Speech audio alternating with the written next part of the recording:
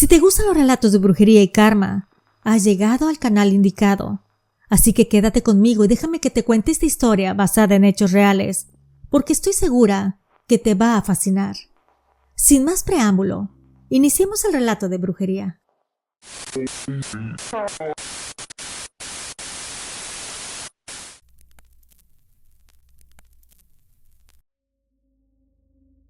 Dicen que a veces la brujería no te avisa, solo llega, te toca y empieza a destruir todo sin que lo notes. Este caso pasó en la vida real y hasta el día de hoy, la protagonista no sabe del por qué fue víctima de brujería. Yo lo supe desde el primer párrafo que leí del correo. No por lo que decía, sino por cómo lo decía. No había dramatismo ni ganas de llamar la atención. Era la voz de alguien cansada, harta de seguir viviendo día a día las cosas escalofriantes que le sucedían a ella y a su familia. Maribel llevaba una vida completamente normal. Una rutina simple, problemas comunes, una relación larga con altibajos. Nada fuera de lo que cualquiera podría reconocer como la vida real. No hablaba de fantasmas ni de maldiciones al inicio. Hablaba de días largos, de una relación con amor, pero con muchos problemas económicos. Hasta ahí, todo parece normal. Pero el problema real empezó cuando su hija de 4 años empezó a enfermar sin razón aparente. Al principio fueron cosas pequeñas, como siempre, de esas que cualquier madre intenta justificar para no entrar en pánico. Tenía fiebres que iban y venían, vómitos repentinos en la madrugada, un cansancio que no era normal en una niña de 4 años, la cual había sido activa hasta esos momentos. La llevó al médico y aquel le dijo que estaba bien, que posiblemente era un virus de esos que se pescan en el jardín de niños. Maribel quería creerle, porque creerle al médico era la única forma de no derrumbarse. No obstante, el cuerpo de su hija no obedecía a diagnósticos. Había días en los que se despertaba pálida, con los ojos hundidos, como si no hubiera podido dormir en toda la noche. Otras veces se quedaba mirando un punto fijo en la pared, murmurando palabras que no parecían juegos o canciones. Casi al mismo tiempo empezaron a pasar cosas extrañas en su hogar. Juguetes que aparecían en otros lugares sin explicación, ruidos como pasos apresurados en las noches y hasta murmullos como si fueran canciones de cuna que provenían del cuarto de su hija. Maribel decía que todo era su imaginación, que esa casa era nueva, recién construida, y que ella y su familia fueron los primeros en vivir ahí. Las discusiones con su pareja comenzaron de la nada. Pleitos por cosas mínimas, palabras dichas con una rabia que herían no solo a la pareja, sino también a sus hijos que escuchaban los pleitos. Su esposo empezó a cambiar. Se volvió distante, irritable y tomaba decisiones absurdas que afectaban aún más la economía del hogar. Maribel cuenta que en las noches se volvieron el peor momento de su día. La niña despertaba llorando, señalando la puerta del cuarto, diciendo que alguien la observaba. Ella intentaba tranquilizarla, se sentaba a su lado, rezaba en silencio, pero una sensación helada le recorría la espalda.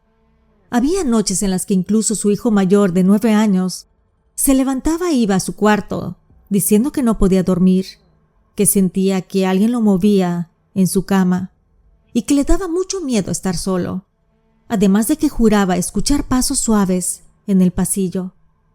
Cuenta Maribel que trataba de sobrellevar la situación, de tener una buena cara por el bien de sus hijos y trataba de no hacer caso a su esposo cuando éste quería pelear. Sin embargo, al mes de que su niña enfermó, ella comenzó a enfermar también. Le fueron apareciendo dolores de la nada, mareos, y sentía un nudo constante en el estómago. Su carácter cambió sin darse cuenta. Se volvió irritable, triste y enojona sin motivo. Su familia comenzó a decir que ya no era la misma, y tenían razón. Maribel comenzó a sentirse observada incluso cuando estaba sola. No era una sensación pasajera, era una certeza incómoda, como si alguien permaneciera detrás de ella el tiempo suficiente para aprender sus movimientos. Al principio lo atribuyó al estrés, a las noches sin dormir, a los problemas de pareja que venían arrastrándose desde hacía meses. Se repetía que era el cansancio, hablando más fuerte que la razón. Sin embargo, algo ocurrió que la obligó a reaccionar. Una mañana, mientras preparaba la comida, su teléfono sonó. Era su esposo. Contestó con la naturalidad de siempre, pero lo que escuchó del otro lado no tenía nada que ver con ella. La voz de su esposo sonaba suave, cargada de una cercanía que ya no usaba en casa.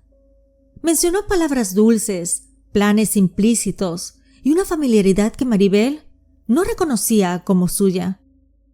Durante unos segundos ella no dijo nada. Se quedó en silencio, tratando de procesar todo lo que escuchaba del otro lado de la línea. Entonces el marido se detuvo de golpe.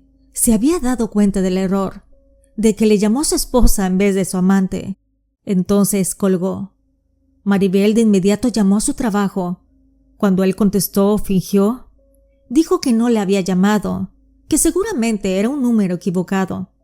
En aquella época, hablando de inicios de los años 90, no habían celulares y no todos los teléfonos fijos tenían identificadores de llamadas. Así que él se escudó en eso. Cuando colgaron, Maribel se quedó mirando al teléfono con una mezcla de confusión y una certeza amarga. Algo dentro de ella simplemente se acomodó, como si una pieza que llevaba tiempo suelta, por fin, hubiera encontrado su sitio. Entendió que no solo había una distancia emocional entre ellos, sino que su marido tenía un amante, y era por ese motivo que se volvió distante y frío, no solo con ella, sino también con sus hijos.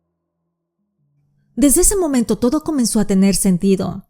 Las discusiones repentinas, el cambio de carácter de su esposo, las decisiones absurdas, la tensión constante en casa.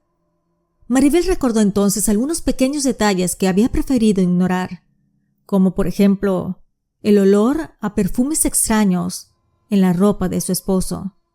También llamadas recibidas a altas horas de la noche, que cuando le preguntaba quién era, su esposo decía que era uno de sus amigos o del trabajo, además de que tenía salidas repentinas con excusas tontas. Esa noche Maribel decidió enfrentarlo. El marido negó todo. Le dijo que estaba imaginando cosas, que era estrés, que lo estaba confundiendo, que ella era la única mujer en su vida, que la quería y que jamás le haría daño. Habló con una seguridad que por momentos le hizo dudar de sí misma. Y esa duda más adelante fue uno de sus errores más grandes. Los meses pasaron, pero lejos de mejorar la relación, se fue perdiendo aún más. La frialdad se volvió costumbre y las ausencias se hicieron frecuentes, hasta que una tarde, sin una discusión grande ni explicación clara, su marido le dijo que se iba de la casa, dejando un vacío que se sintió en cada rincón. Maribel, dedicada por completo al hogar y a sus hijos, dependía 100% de él. Comenzó a llamarle para pedirle la quincena, lo justo para cubrir lo básico, pero él le daba largas, prometía llamar después o decía que no tenía dinero. Cuando finalmente le depositaba algo, era una cantidad mínima, insuficiente incluso para pagar la renta y comprar cosas necesarias para los niños. El abandono no fue solamente emocional, sino también económico y de manera cruel. Dice que los siguientes meses fueron terribles. Sus padres empezaron a apoyarla con comida, con despensa, con lo poco que podían. El dinero escaseaba de forma desesperante. Maribel tuvo que vender muchas de sus cosas, por ejemplo, muebles, electrodomésticos, hasta una vajilla que le regalaron para su boda. Cada objeto que salía de su casa era una derrota más. Tenía que pagar la renta, mantener a sus hijos y sobrevivir con migajas. Aproximadamente 3 meses después de la separación, su cuerpo terminó por ceder. Los dolores que antes eran intermitentes se volvieron constantes. El dolor lumbar era tan intenso que le impedía levantarse de la cama. Habían días en los que no podía siquiera girarse sin sentir que algo se le rompía por dentro. Su madre empezó a hacerse cargo de los niños y del hogar mientras ella permanecía acostada, consumiéndose lentamente. Cada día estaba más delgada, más pálida, más ausente. Su madre la observaba con una preocupación que no se atrevía a decir en voz alta. La llevaron al Seguro Social aprovechando que aún era esposa legalmente. La revisaron, le hicieron estudios, le recetaron medicamentos para el dolor, para los nervios y hasta para el estómago. Algunos se los daban ahí mismo y otros, los más caros, tenía que comprarlos aparte. Medicamentos que apenas podía pagar. Entre sus padres y hermanos juntaban dinero como podían, vendiendo cosas, empeñando y haciendo sacrificios silenciosos. Maribel recuerda con claridad la Navidad de ese año. Fue a pasarla con sus padres junto a sus hijos. Apenas cruzaron la puerta, el silencio se apoderó de la sala. Su familia no necesitó preguntar nada. Bastó con verla. Maribel ya no era la misma mujer. Había perdido más o menos 8 kilos. Su rostro estaba hundido y su mirada apagada. La niña más pequeña estaba triste, callada y mucho más delgada de lo que debería estar. Esa noche, mientras la familia intentaba mantener el ambiente festivo, su madre la tomó de la mano y le dijo algo que se le quedó grabado en la mente para siempre. El bajar de peso tan acelerado, los dolores constantes y la mala racha económica no es normal. Te voy a llevar a que te den una limpia, porque lo que traes es un muerto encima. Maribel cuenta que lejos de asustarse sintió alivio, porque en el fondo sabía que su madre tenía razón. No solo estaba perdiendo peso, dinero y estabilidad, estaba perdiendo la vida misma, y no podía permitirse eso. Sus hijos pequeños dependían de ella, y rendirse no era opción. A partir de esa conversación comenzaron a buscar ayuda entre familiares y conocidos. Alguien siempre conocía a alguien. Fue así como llegó con 2 curanderas que prometieron mucho y no hicieron nada. Solo velas, rezos vacíos y baños sin sentido. Y el dinero yéndose como agua entre los dedos. Maribel salió de sus lugares más cansada, más desilusionada y con el cuerpo igual o peor. Eran unas charlatanas, así que el mal seguía arraigado en su persona. Fue hasta el mes de febrero cuando le pasaron el contacto de don Ernesto. Cuando llegaron a su casa, él no las hizo pasar de inmediato. Les dijo que tenían que esperar su turno.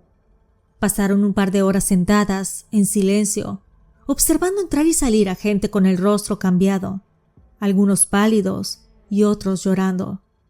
Cuando por fin Maribel pasó, don Ernesto la miró apenas unos segundos y le dijo algo que la dejó helada. Le dijo: «Tienes un muerto pegado en la espalda». Maribel volteó a ver a su madre. Aquella frase que dijo el hombre le recordó lo que su madre le dijo en Navidad, que ella tenía un muerto. Don Ernesto le explicó que primero tenían que hacer una limpieza de manera física, porque estaba demasiado desmejorada, que su cuerpo no iba a resistir un trabajo espiritual fuerte en esa condición, que después, con el tiempo, iniciarían rituales espirituales. Le advirtió que no le daría todas las respuestas de golpe, que las iría entendiendo conforme avanzara el proceso, que sabía que tenía muchas preguntas, pero que necesitaba paciencia. Y por primera vez en meses Maribel sintió esperanza. Las primeras sesiones fueron duras, pero la mejoría fue notable. Pudo dormir mejor. Los dolores disminuyeron. El nudo en el estómago aflojó un poco. También llevó a su niña pequeña para que la limpiaran. Desde la primera limpia, la niña durmió toda la noche sin despertar llorando. Fue durante ese proceso cuando salió la verdad. Sí, había brujería, y no era poca. Don Ernesto le dijo que detrás de esos trabajos estaba la madre de su esposo, es decir, su suegra. Y no solo eso, tenía una relación muy cercana con la amante de su marido. Su propio esposo no había tenido vergüenza en presentar a la familia, y que cuando lo hizo, ellos la aceptaron de inmediato. La muchacha tenía mejor nivel económico, y eso fue suficiente para ganarse el favor de la suegra. Por conveniencia, comenzaron una amistad, y juntas tomaron una decisión. quitar a Maribel de en medio. No de golpe, no de manera evidente, sino lentamente, enfermándola, debilitándola, dejándola sin fuerzas, sin dinero y sin apoyo, hasta que un día dejara de existir. Esa noche, al regresar a su casa, Maribel no pudo quedarse callada.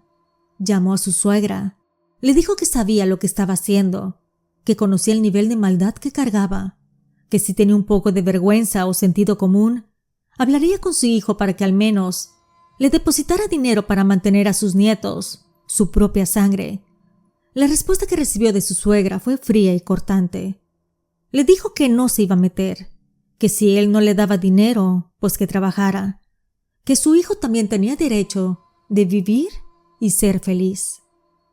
Cuando colgó el teléfono, Maribel sintió una rabia tan intensa que su cuerpo no se aguantó. Le dio fiebre, náuseas y un dolor en el pecho que parecía un infarto. La maldad no solo se escuchó en esas palabras, se sintió. Sus papás, al verla así, le aconsejaron que dejara todo en paz, que cuidara su salud, que ellos la iban a apoyar con el cuidado de los niños, que buscara trabajo y que dejara de rentar esa casa, que vendiera lo poco que tenía y regresara a vivir con ellos. Maribel, en su desesperación, aceptó.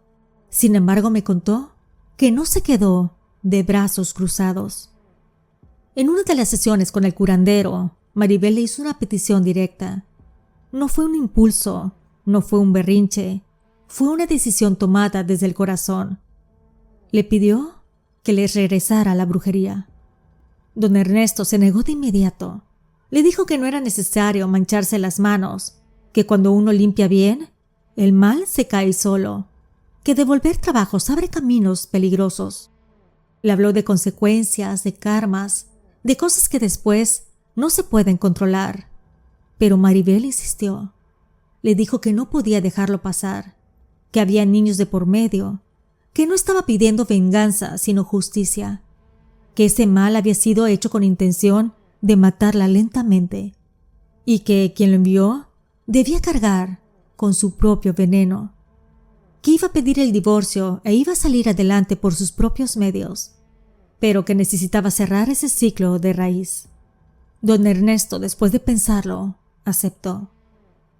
El proceso de devolución no fue inmediato, pero ella fue paciente, hasta que un día, ya su ex marido, porque firmaron el divorcio, fue a buscarla con insistencia. Le decía que quería retomar el matrimonio, que se había equivocado, que quería darle todo el dinero que debía y que también pagaría la cuota de manutención a tiempo, algo que desde que se habían divorciado no había hecho. Maribel se mantuvo firme, le dijo que no quería regresar, que estaba mejor sin él, que si quería ver a sus hijos, debía cumplir con lo ordenado en la corte. Sin embargo, ese hombre siguió buscándola, rogándole que regresara. Maribel no sabía por qué tanta insistencia, hasta que después se enteró del porqué.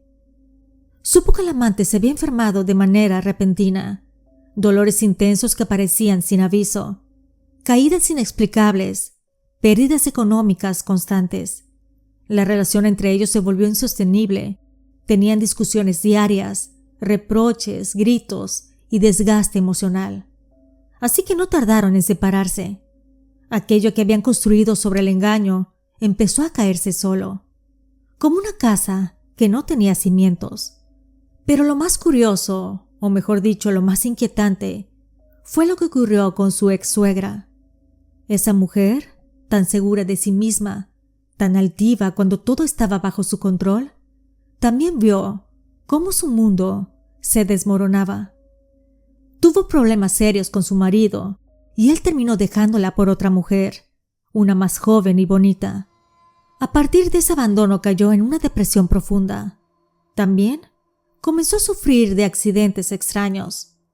Primero fue un accidente automovilístico, luego otro en su propia casa. Se cayó por las escaleras como si algo le hubiera quitado el equilibrio. Después de ese segundo accidente, su salud nunca volvió a ser la misma. Desarrolló un problema grave en la columna vertebral, así que vivía con dolores constantes, estaba incapacitada y obligada a pasar la mayor parte del día en cama. Y entonces apareció la ironía. La mujer que tanto daño le había causado terminó completamente sola.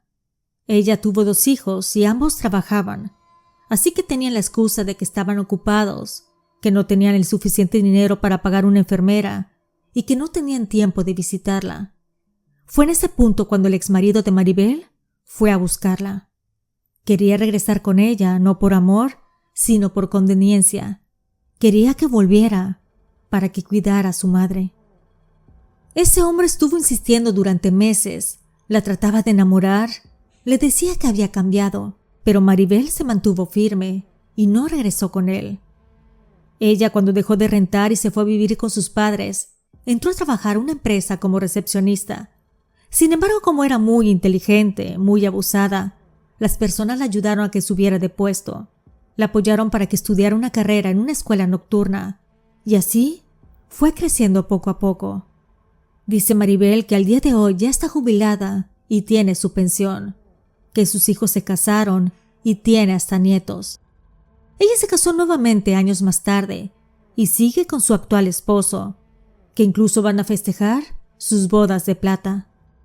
De su exmarido sabe muy poco, solo que aproximadamente un año después del divorcio se quedó sin trabajo y decidió irse a otra ciudad a buscar suerte y nunca regresó. El vínculo se cortó por completo, tanto con ella como con sus hijos. De la ex-suegra supo aún menos, solo que un par de años después de su caída en las escaleras, vio su nombre en el periódico, en una esquela breve y fría que anunciaba su fallecimiento.